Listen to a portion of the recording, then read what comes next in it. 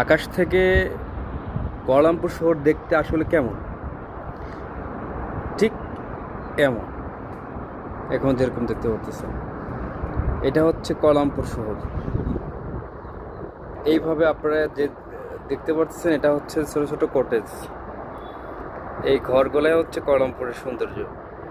আর এই যে দূরে দেখতে পাচ্ছেন বিশাল একটা এক্সপ্রেসওয়ে, এটা হচ্ছে মালয়েশিয়ার বিমানবন্দরের রাস্তা।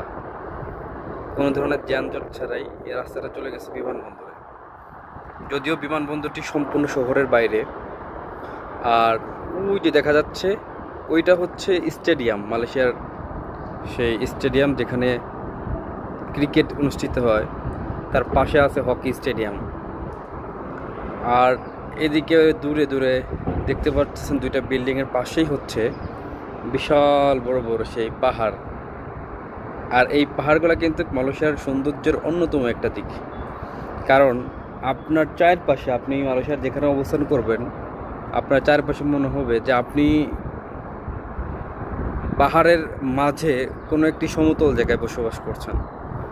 তো মালয়েশিয়া যদি আপনি আসতে চান, তাহলে আপনার সবুজে ঘেরা এই শহরটা আপনাকে মুগ্ধ করবে।